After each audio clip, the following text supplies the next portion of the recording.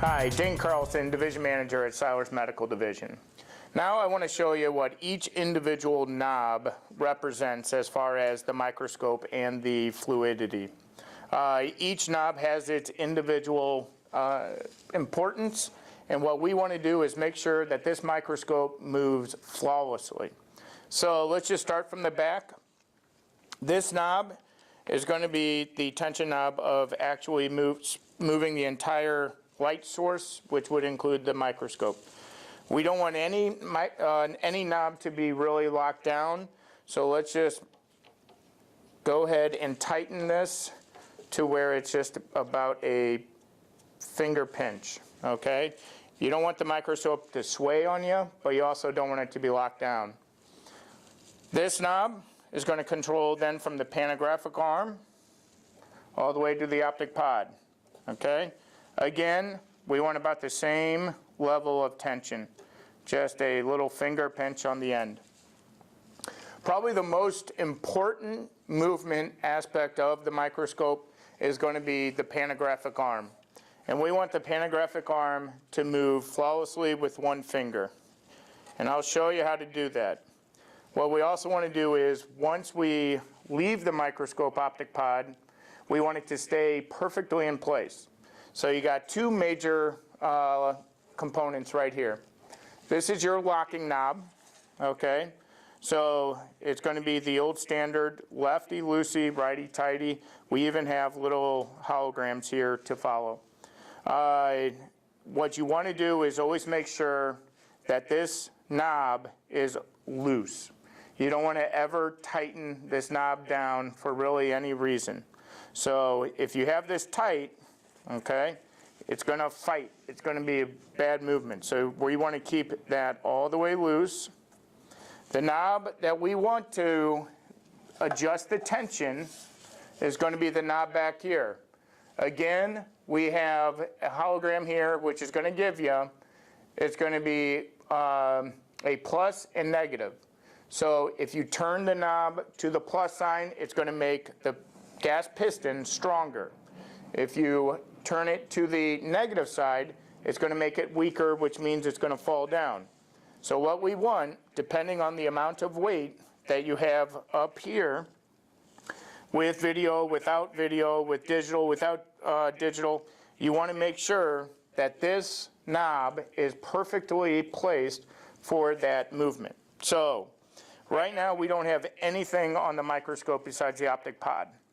I haven't touched anything, so let's just see. What we want to do is make sure when we lift it, it stays, but also when I bring it down, it stays. I think it's going to move up. So what happens? We come back, we go to the negative side because it's too strong, it's bringing the microscope up. We never touch this. We go back here, I'm going to move the knob towards the negative position.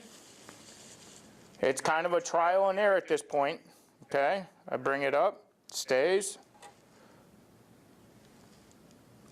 Now, there's the test. One hand, one finger. And you want this to move in a nice, easy position. So again, always controlled back here in a plus or negative. I'm going to show you what happens and how to adjust the panographic arm when we add weight. So right now I'm adding a beam splitter, a digital camera. It's going to add a lot of weight, and I'm going to show you what this does to the microscope. If I never adjusted any of the knobs, I'm going to show you what happens here. You see how that's fallen down? So what we do, again, do not touch this knob. That is for locking knob only. So we bring the scope up. We look back here. I need to make this piston stronger. So I take the knob back here and I am putting more pressure into the spring arm. Now, I maybe moved it 3 rotations. Again, we want this to be in a nice position where I move it up, stays, move it down, stays. Again, one finger. Now, let's go to this part. Again, this is going to be now the 6-inch extension part. So that's going to rotate the 6-inch extension. And what we want to do is, again, make sure it just has a little bit of tightness. Nothing much. This portion, okay, this one I like to keep open, so then the doctor can move back and forth.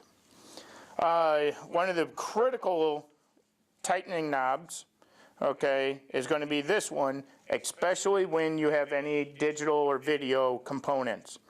What's going to happen, since this digital camera is on there, even though we have a little counterbalance system here, it's still going to want to turn this way. So all we do, we want to make sure we have a nice movement on the pivot point.